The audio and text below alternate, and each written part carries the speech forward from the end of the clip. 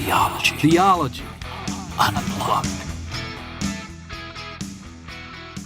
Hey friends, Michael Patton here. Welcome to Theology Unplugged. Today we're going to do top fives of the Reformation because you know what?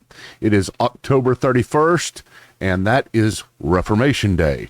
So of course, we've got to talk about the Reformation, a theology podcast on Reformation Day, but I wanted to do something a little bit different. I wanted to do something kind of a top five. So just watch as I try this because I have randomly generated what to talk about on ChatGPT, and let's see what it says. So let's get going.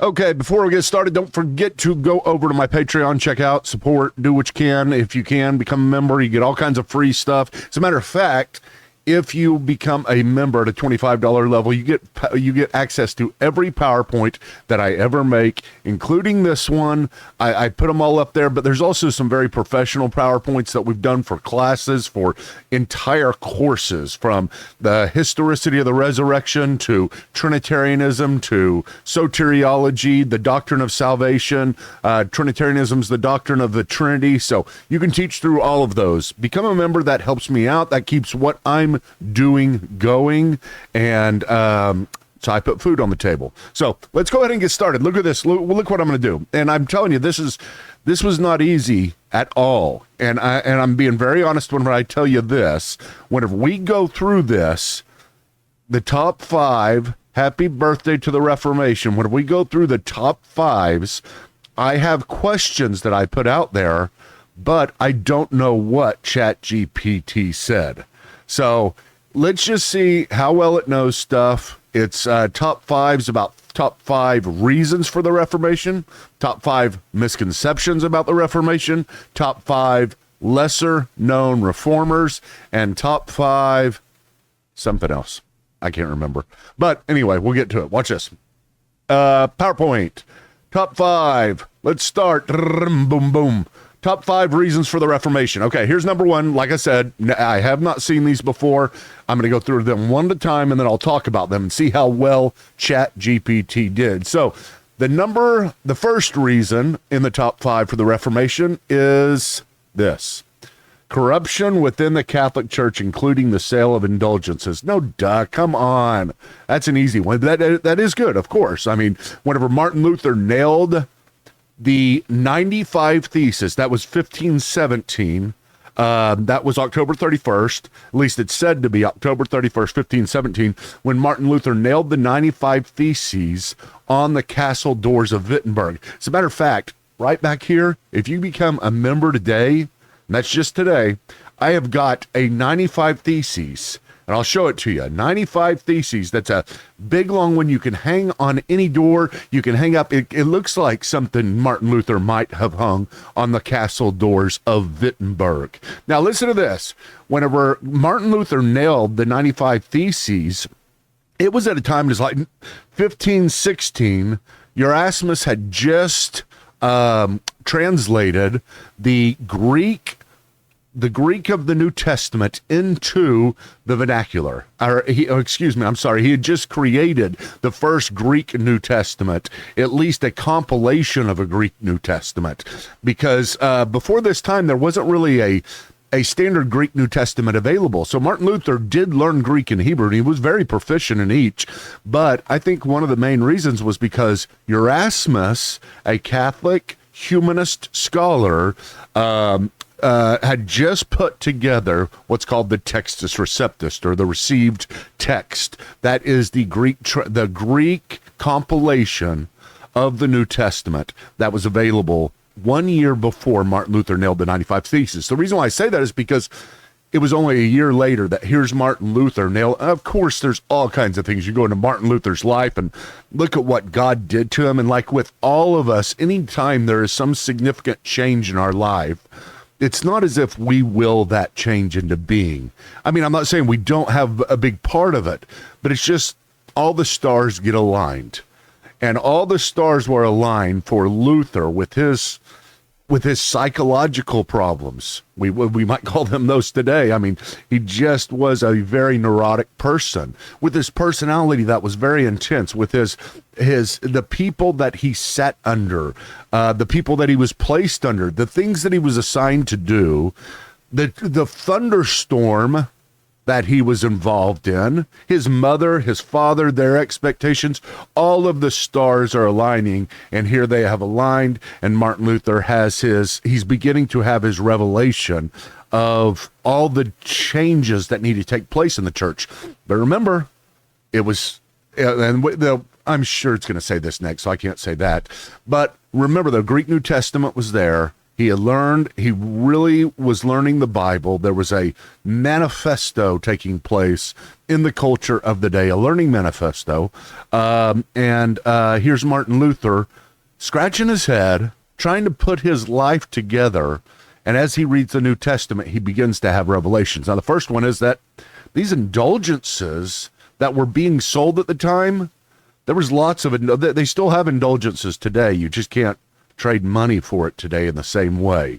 But these indulgences that were going around at this point, there was a big, the St. Peter's Basilica was being created. And I think that's still the biggest church in the world. I'm pretty sure it is, at least structure size. And that was being created.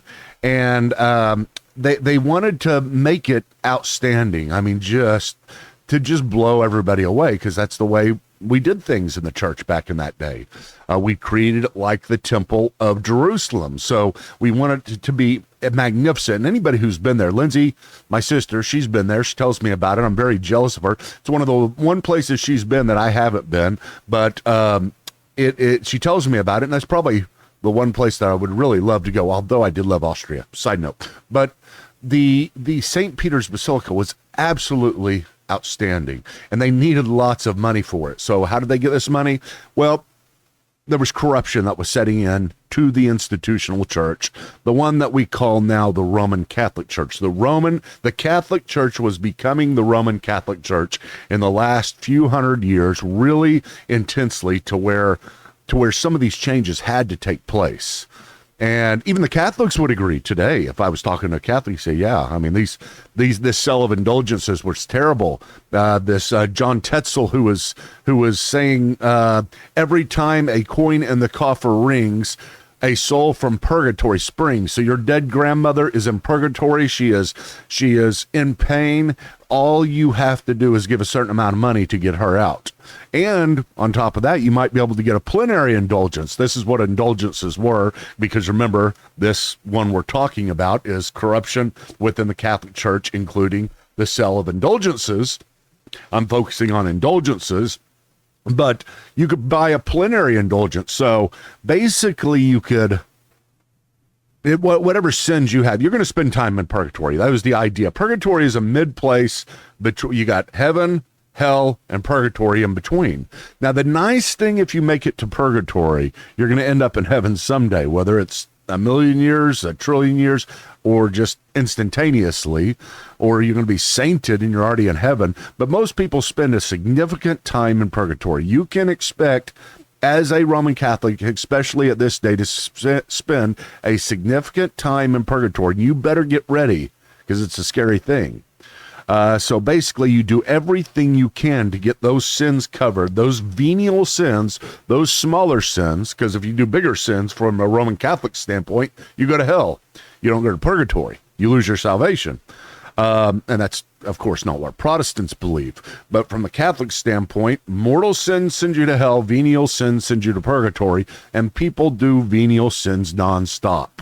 And you're never going to have all your venial sins taken care of. You can't go to a priest enough to have all those taken care of. So the idea in this day was to get ready, because you don't want to spend you don't want your grandma spending time in purgatory, but you don't want to spend a lot of time in purgatory either. So if you buy this plenary indulgence, it's kind of like, how these internet things do today, kind of like I do at my Patreon, where you can pay by month, and you get monthly membership. But if you pay by year, get a full annual membership, then you get 20% off or 25% off, and it's cheaper, but you pay it all at once. So they try to do that. They had that back then. This is nothing new. So they had the plenary indulgence. You could buy it forever, a lifetime membership out of purgatory. And John Tetzel he was burning his own hand in front of people with just putting fire under his hand and burning his own hand, saying this is what it feels like, and letting his hand burn.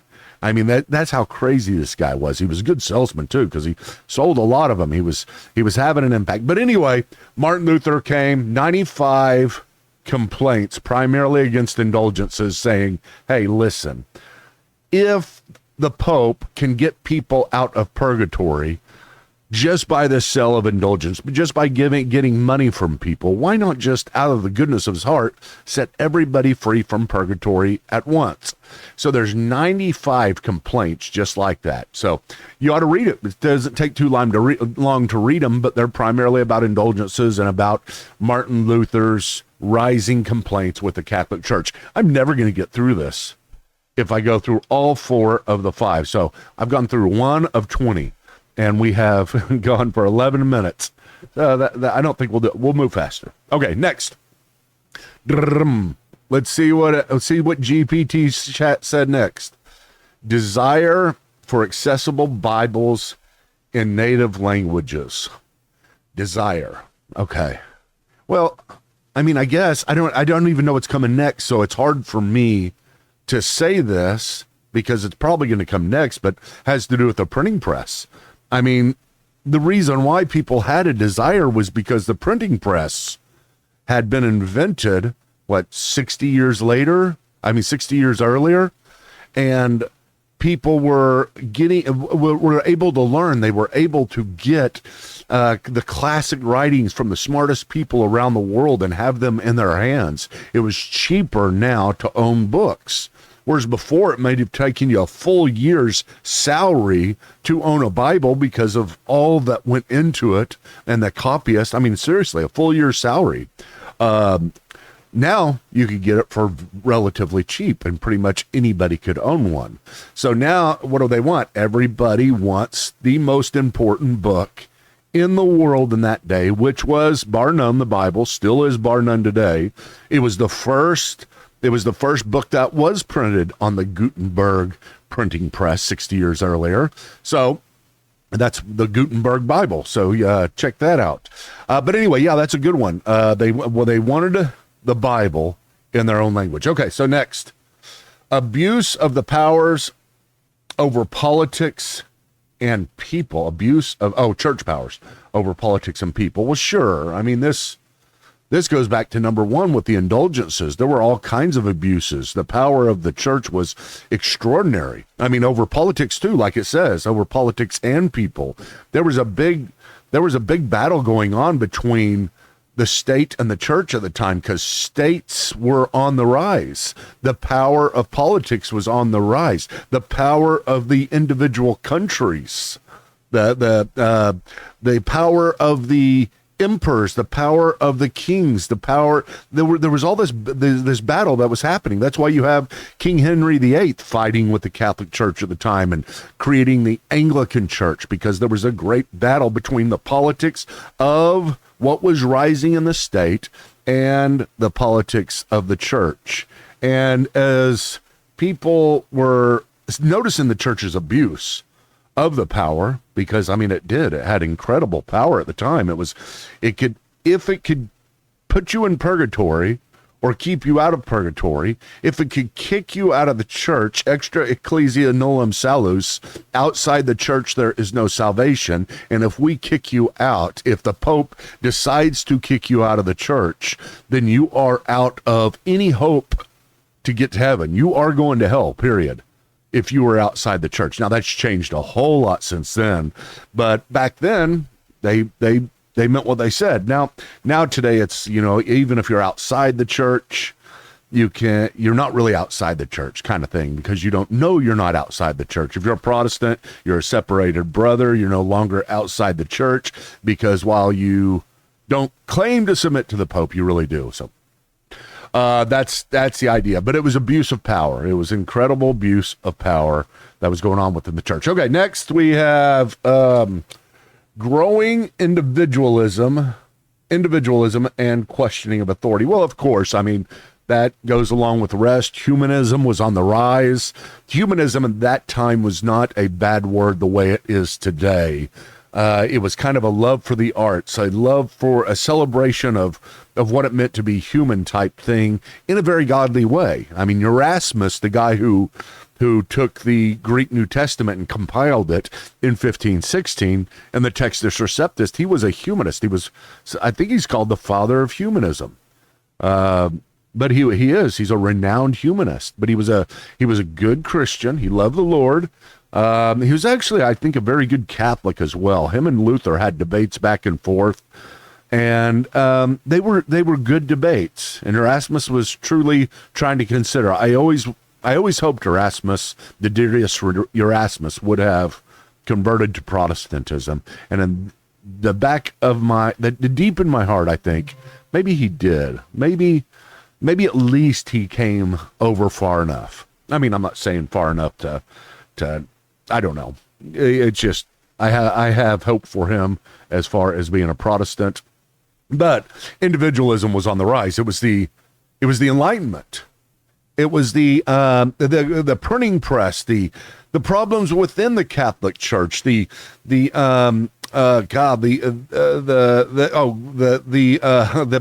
Babylonian captivity of the church, where there were too many popes at once and nobody knew what to do, and therefore nobody knew what the true church was for 100 years, because everybody was claiming to be the pope. And then also you have the Black Plague, the Black Death. You had people dying, and then the church not really being able to solve it, not only from the standpoint of not healing people, but from the standpoint of they're not really there. Your pastor that's been your pastor your whole life runs and leaves town whenever somebody gets the Black Death. I'm not saying they all did that. There were some very, very good priests. There's great stories about it, but generally speaking, you could see who were the bad guys and who were the good guys, who was really in the church because they loved the Lord and who wasn't, and too many people weren't. So we have, hey, listen, we're on our own, the states, growing individualism, the Enlightenment, the Renaissance, we can come to knowledge on our own. We don't need the church anymore. We've got books ourselves. We're pretty darn smart, that kind of thing. And so that's definitely going to lead to a situation where any abuse of power no longer can hold, at least because of the contentions that people will have both in their own mind and their own heart, and eventually into some type of civil unrest. Okay, let's see here. Demand for doctrinal reform, especially salvation by faith alone. Yes, very much. And that grew out of these. The demand for doctrinal reform. Now, you got to remember this. This is one thing that's important for you Protestants to know, and Catholics.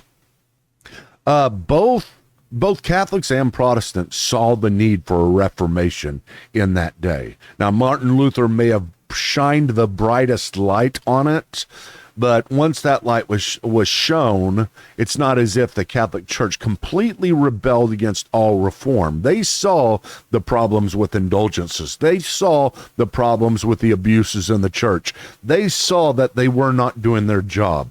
But from the Catholic Church standpoint, that doesn't make them illegitimate. Any more than, Peter denying Christ and running away makes him an illegitimate apostle. Just because you can find that where they have times when people have done bad doesn't mean that God is not working with them and through them. But having said that, doctrinal reform was the important thing here. There was a need for doctrinal reform. This wasn't reform in practice. This wasn't reform in, selling indulgences and just the way in which liturgy is taking place in the day. This is the very foundation of Christianity, which is what people believe. And what they believe, Protestants said, needed to change. It had become corrupt. It had built so much dross, so many problems around it, that it was no, you could no longer find the true gospel. The gospel had built a wall. The church had built a wall around the gospel, and that wall became the emphasis, and people recognized that. Why? Because they began to read the Bible on their own. Once you sit down and begin to read the Bible on your own, there's an old saying that to be deep into church history is to cease to be Protestant. I think that that is probably the worst statement I've ever heard, because it's like saying to be deep into Mary is to cease to be Christian. That doesn't make any sense. If you have Christ, if you have the source, you don't necessarily, it's not that you don't respect those who talk about that source, but it's not as if the wall becomes the source.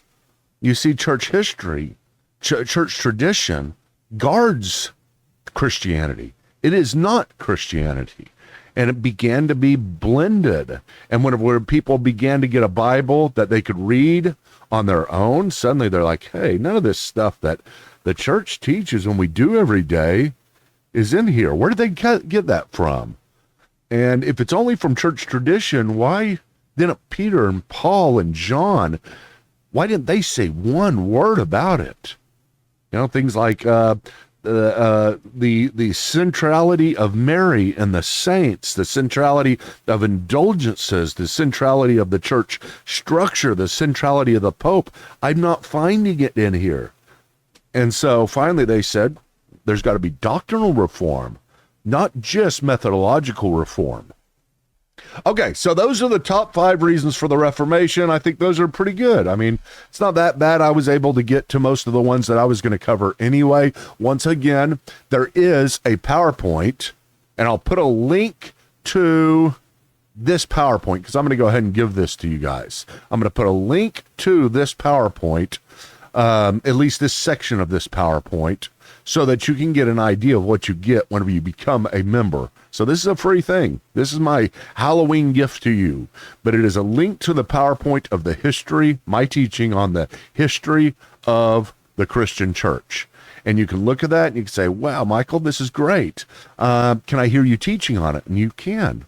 But you have to become a member, or you have to buy it. I'll put a link to buy it as well. If you don't want to become a member of my Patreon and get it for free, that's fine. I'll put a link to where you can buy it, and you can purchase that and the entirety of it all. So workbook, PowerPoint, which you're getting for free, audio and video of me teaching it. But that's what we have there. And if you want me to teach it through the reasons for the Reformation, I have a whole section in there on what happened to get the Reformation going. I probably would have added some stuff about, you know, there had been brewing unrest for the last few hundred years. There were a few councils in the Middle Ages that were just questionable councils that began to be corrupt, all kinds of things. But anyway, you can get that there. Let's go to the next one. Here is the next one that we're going to be doing.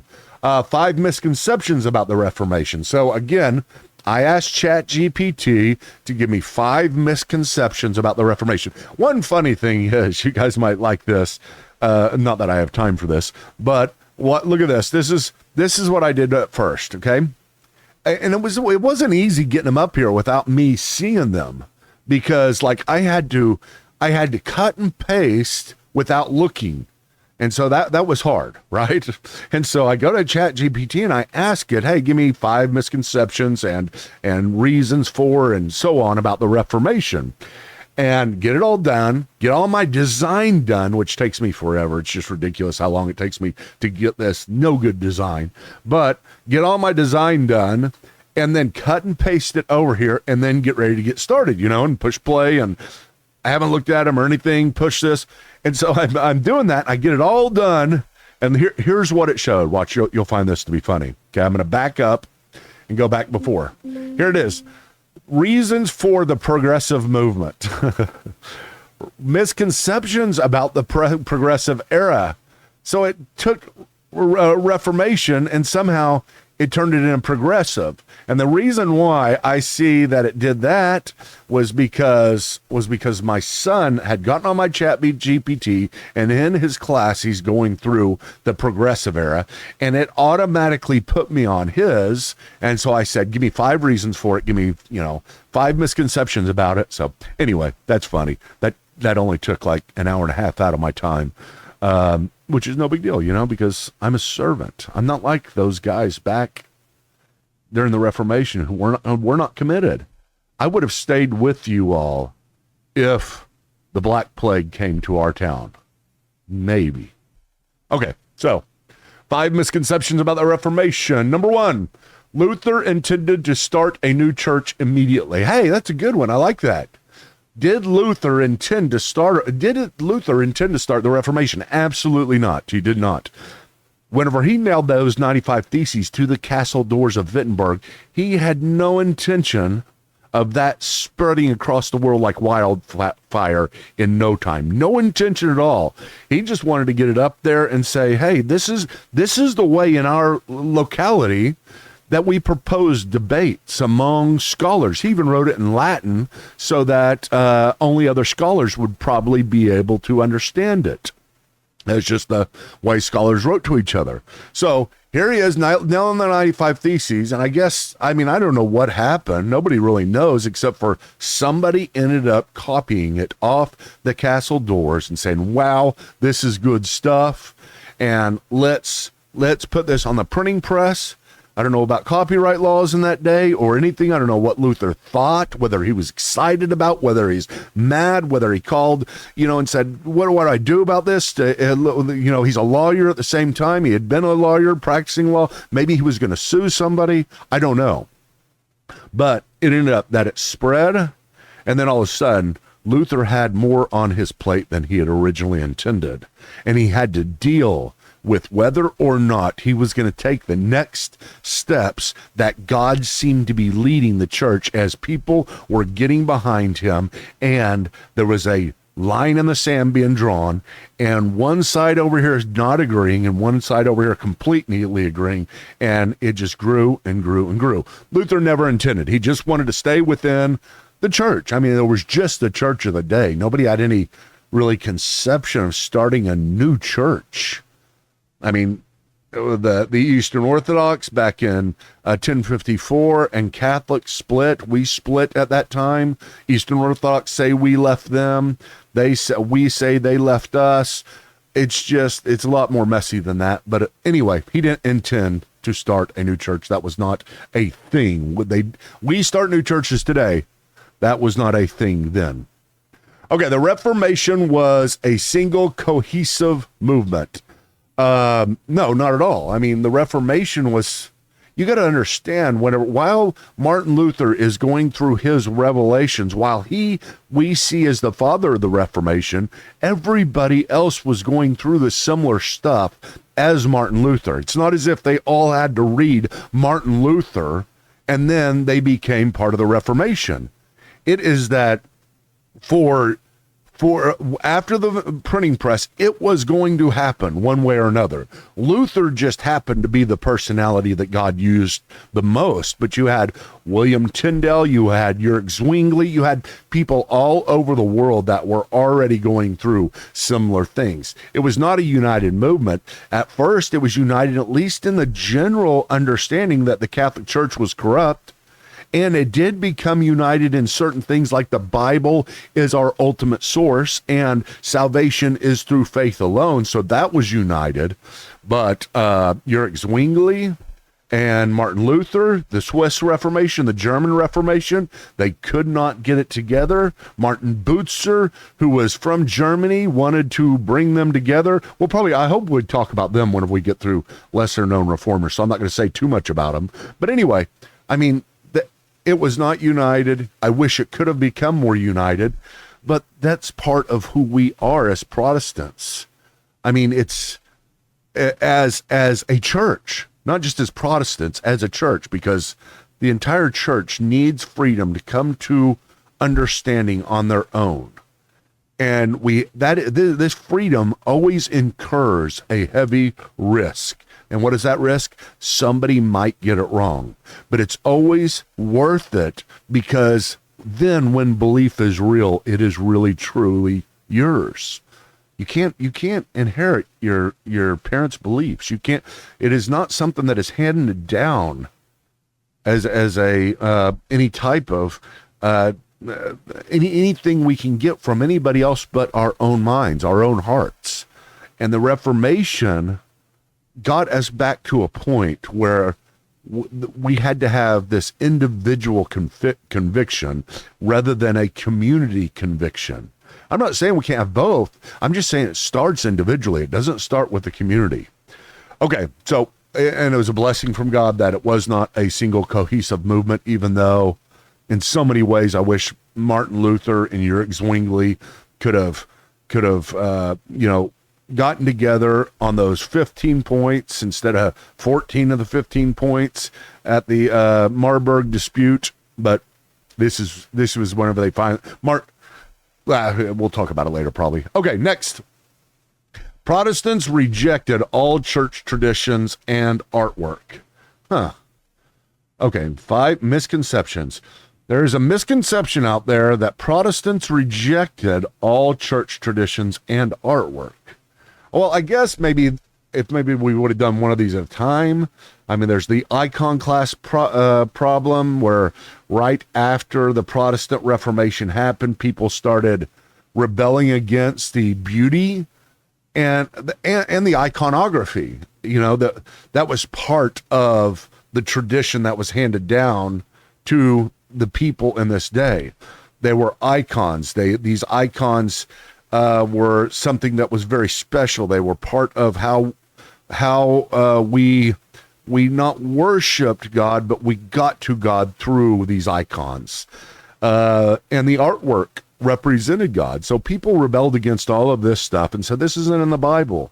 This is not part of the New Testament church. This is not who we are supposed to be. And so they rebelled against it and began to destroy it all. A lot of people in Germany, Martin Luther's followers, go and start destroying all the artwork. And Martin Luther got mad at them for doing that. They did not at that time get rid of all traditions. It was a slow movement. Some people got rid of more traditions than another. Remember, the traditions are the wall around the doctrine. You have the doctrine, and then you have how that is seen from the outside. And the doctrine's what's important. But the tradition, or at least the doctrine of the Protestant, is the central. The tradition is not. The tradition, though, is not necessarily wrong. And so sometimes people kept some of the traditions and not others. The Anglican Church was basically, okay, we like your doctrine, Protestants. We like salvation by faith alone. We like sola fide, salvation by faith, or justification by faith alone. And we like that the Bible alone, not the Pope, is our authority. But we also like how we did things back then, the liturgy and how beautiful it was and all the artwork. So we're going to keep all the way we did things in the Catholic Church and how you became a bishop and a priest and all that kind of stuff. We like that apostolic succession, the way that was done. We're going to keep that, but we're going to take your doctrine. So people were all over and are all over the spectrum whenever it comes to rejection of these type of liturgical traditions and artwork. That's why you have high church. Sometimes you'll hear people say this. Is it a high church or a low church? A high church is one with lots of tradition, digging back and trying to hold on to as much of the past, of the way we do things, that wall, as we can.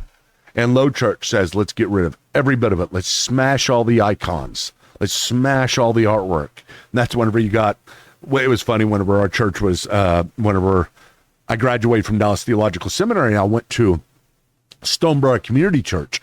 Stoneborough Community Church was a pretty low church. Not completely.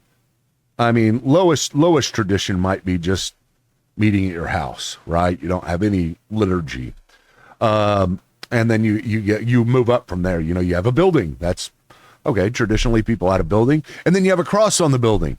Okay, people have a cross on the building. Okay, then the building has a steeple, and then it's beautiful. You know, it just goes on up from there. And then the higher the church, the high churches are those that you drive by and are like, wow. You know, you walk in and the ceilings are 60 feet high, and you're like, oh my gosh, you know, and there's paintings all over the walls. That's high church. The traditions where you go in and you do certain things each time, that's high church. There's people all along the spectrum from high church to low church. Okay, so yes, that's right. Protestants did not reject all church traditions and artwork. It was only about indulgences. No, it wasn't. I mean, when we've talked about that the GPT put that down as a misconception that the Reformation was only about indulgences. You know, it wasn't, but that's where it started with Martin Luther. For others, it started in different places. Normally, it started about just from breaking free from the church tradition. Here's where it started for everybody, okay? You get this in your own hands, and you know how to read now, and this Bible is yours now, and you are able to read it on your own, whether you're supposed to or not. You're able to read it on your own, and people are going to do that. And once you do that, it's about all kinds of things that went wrong within the church. So for some people, it's about the scripture, the authority of the scripture. For some people, it's about the Pope and his abuse. It's about the infallibility of the Pope. Nobody sees that. Then it's about, you know, salvation by faith alone. It's about indulgences. It's just, again, across the spectrum. So it wasn't just about indulgences. It started there with Martin Luther. Okay. It instantaneously unified Protestants under one belief system. No, come on, Chat GPT. We've already said that in a bunch of different ways. I mean, can it not think of anything else? It instantaneously unified Protestants under one belief system. I guess what it's trying to say is that it started individualism. It didn't start individualism because everybody's always been individualistic. It doesn't matter what you say.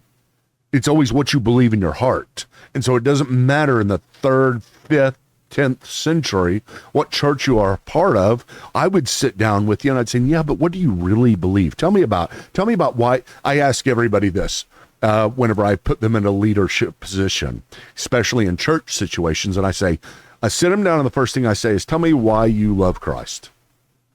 And I know it's not the best question in the world, but for me it is, because I can tell whenever I look at people, I can tell how they express it. I can tell. Sometimes, I mean, you get caught on the spot, you're not going to do real great. And I've said it enough to understand when people, whenever they're saying something, it's individual. They individually do love Christ. Here is what he's done for me.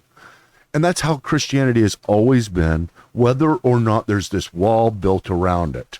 And so it doesn't, Christianity has never been unified in this idealistic way. It has never been just this one belief system in the sense that everybody just inherited the beliefs of their church.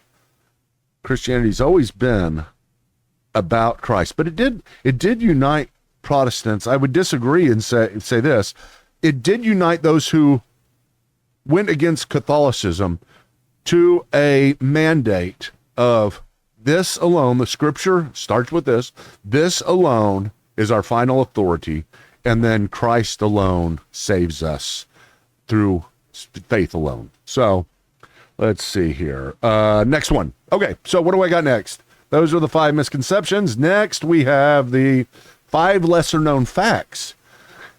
I have the feeling this is going to be redundant, but let's go ahead and try it. I should have just done 2 because we're already at 40 minutes, but I'll run through these quickly. 5 lesser-known facts. Number 1, printing press proliferation was vital for spreading the Reformation ideas.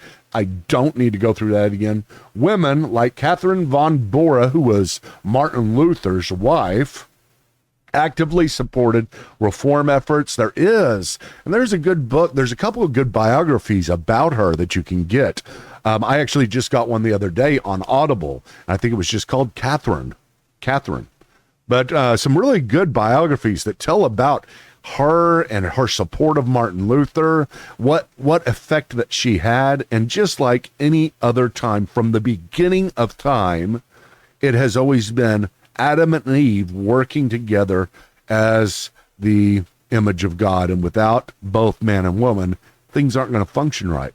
So behind every woman, there's a good man, or behind every man, there's a good woman. I don't care how you put it. Catherine was behind Martin Luther, and she was a good wife. She was funny. She really, read about their relationship. It is a riot. Just the little things that she did and how she acted, how she treated him whenever he got down and was pouting. It's just great stuff. It really is. So I encourage you guys to look for more into that. You might start talking about the women of the Reformation with Catherine von Bora. That's a good one. Okay, Calvin's Geneva imposed strict moral regulations. 5 lesser known facts. Calvin went, whenever he was part of the Swiss Reformation, and he went back and forth to different places, but ended up in Geneva, ended up being the pastor at Geneva. And yes, Geneva, John Calvin he fit in to a system that was already going pretty strongly there, but he was a theologian at heart. And yes, he did put up with a lot of things. I guess what they're trying to get to is talking about, the impositions, like Michael Cerularis, who was burned at the stake for not believing in the Trinity as Calvin stood by, those kind of things. It was a very legalistic era. But here's what you got to remember about new movements and new Christians. Both new movements and new Christians are the same. They always start legalistic. People always make a change and then they got all the answers, right? Any new movement, whether it is Protestantism or dispensationalism or, whatever it is that comes into play, they've got it all. We were duped before, we've got it all right now. I was duped before in my life. Now I've come to know the Bible, and now I've got all the answers. And then it always takes time for you to get beat up in your new life, to be humbled and say, okay, I don't have all the answers. It's not quite as easy as I thought. And many churches start and they say, we've got it all. Here it is. Let's make sure that, whenever people come to church, this is exactly how they act, what they do, because this is what we should do as Christians. We got it all figured out. And if you don't want to be here, go somewhere else type thing. Very legalistic. After a while, hopefully for most people, and it doesn't always work for most people. A lot of people get beat up and they stay legalistic. It's horrible.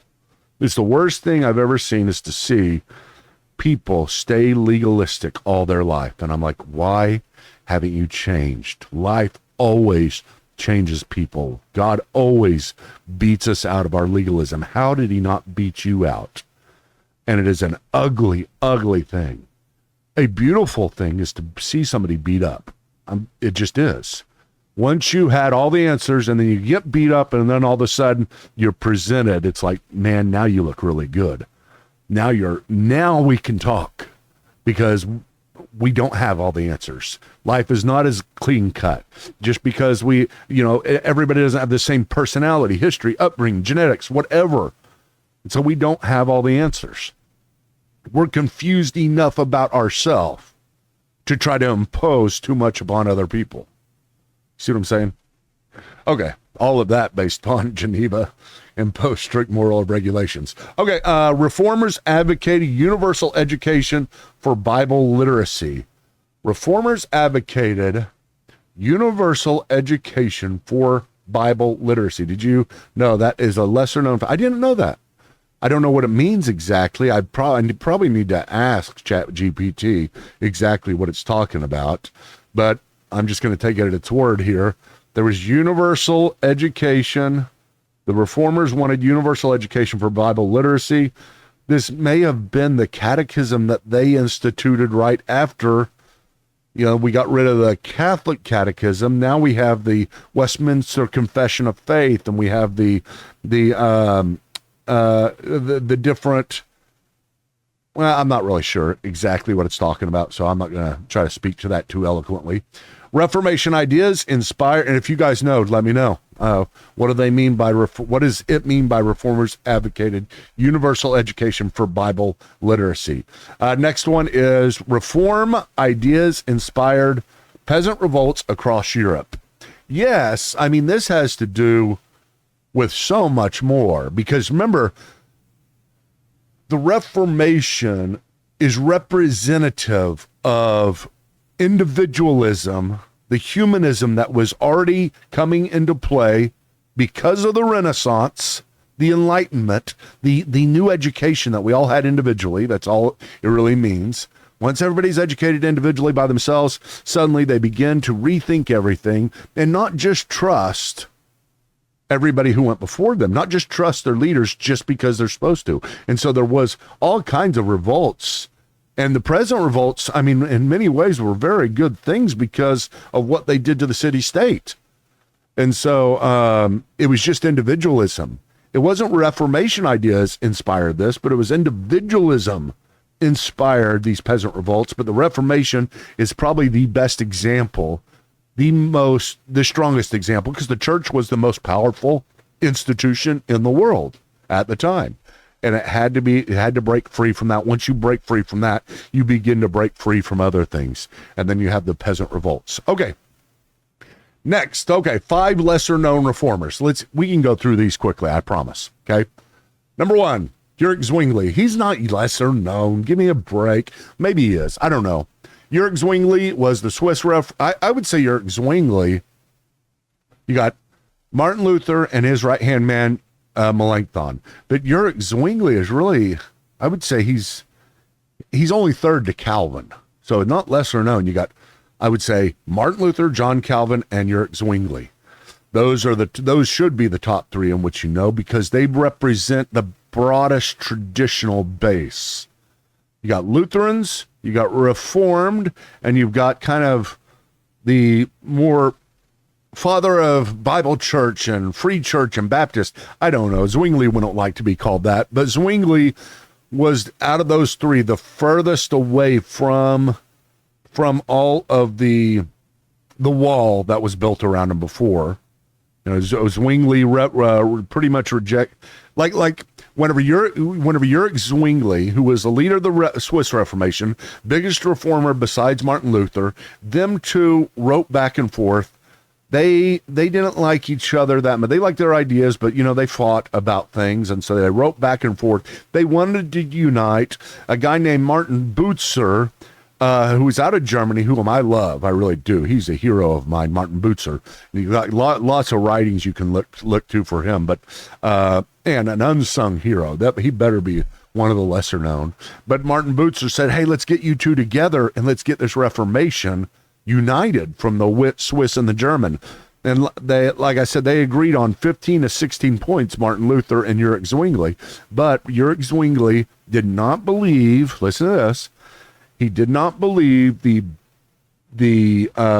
elements, the bread and the wine, turned into the body and blood of Christ in any way. It was just a memorial. It was just representative. And that's what I believe. And so he represents so many out there that broke away from that tradition as well. And Martin Luther would not like me because I broke away from that tradition as well. I'm a Zwinglian more than I am a Lutheran. I like Luther and a lot of stuff, but I can line up with Zwingli a whole lot more than I can with Luther on just about everything. But Luther's a hero because he's just a crazy man. I love crazy men. Okay. Martin Butzer. Hey, all right. Mediated between Lutherans and Calvinists in Strasbourg. So there we go. I guess he's calling the Zwinglians the Calvinists. Well, I mean, Zwingli was a Calvinist in a lot of ways. So I guess that's not bad, but I would say maybe moderated between the Lutherans and the Zwinglians. John Wycliffe. John Wycliffe is the father of Methodism. Excuse me. No, he's not. That's John Wesley. John Wycliffe is the Wycliffe Bible. He was one of the first people who translated most of the Bible into English before Tyndale. And so John Wycliffe was one of these, what we call pre-reformers that came along before the Reformation, a couple of hundred years beforehand. I believe it was. I'm not the best on John Wycliffe. Tyndale's a little bit more interesting because of his time, but I'm not the most up to date on him. But I know he translated almost all of the Old Testament, and he did translate all of the New Testament into English before Tyndale. So he rejected the authority of the Pope. That was the primary thing that he did. Remember, I said it starts with this. So Wycliffe would have been one of the pre-reformers, John Wycliffe. Don't know this guy, William Farel. Partnered with Calvinism to reform Geneva. I really don't. Never heard of that guy. Pretty interesting. I'll have to look that one up. And Thomas Mutzer, radical reformer, led peasant revolts, revolutionary ideas. He's a hero for a lot of people that went further than Zwingli, right? That's where the wall is completely gone. This is the people who, what do we call them? I can't even remember what they're called. The radical reformers. That's what they're called. The radical reformers. Now, the radical reformers, they get a hard time because they completely broke down the wall, and they didn't like any of the traditions that went before them, and nobody liked them. The Catholics didn't like them. Luther didn't like them. Zwingli didn't like them. Calvin didn't like them. Nobody liked them because they completely gave up tradition. And the more I look at people like Thomas Muster, I don't think he was really at his heart. I think this was just God was using him at a time to show different options. And I don't think it was like he had a Jehovah's Witness type revelation or a, Joseph Smith, Mormon type revelation where he says, we got to get rid of everything. We finally got it right. I don't see that at all within him, because he did believe in the scriptures, and he did believe in most of the primary elements of the reformers, the solas. He just didn't like a lot of the church. He didn't like any of the traditions. And so that's where he would be. Now, I don't know that much about him either, but that's who he is. He was a radical reformer, led peasant revolts with revolutionary ideas. Okay, guys, thank you so much for sticking with me during this. Let's see here. During this top 5, happy birthday, Reformation. I hope you guys had fun. I hope this was good for you. Like I said, I've said this a few times. It's probably going to be after Super Tuesday, after the election sometime, that we'll get back to the through theology in a year. I'm sorry it's taken so long. It's just takes a little bit longer than I thought, especially adding this extra element. But I love doing this. And this was fun. And this let ChatGPT prepare the whole thing for me. See, I was going to come up with all these on my own, and I was working on them this morning, and I thought, this is taking me longer than to get back to and go through theology in a year. So why not just have ChatGPT do this? So maybe I'll do this more. Tell me if you liked it. The ChatGPT, using ChatGPT as a support here. Tell me what you think of it. And I can keep on doing this sometimes randomly. I mean, it's fun. That was actually a lot of fun. It's scary, because I don't know what they're going to say. I don't know what it's going to say, and then it's probably going to either look stupid or make me look stupid, and I'd rather it look stupid than me look stupid, but it's easy for either one to happen. So thank you guys for joining. Go to patreon.com/Steve Michael Patton, check it out, and hopefully become a member, and we will catch you next time. Theology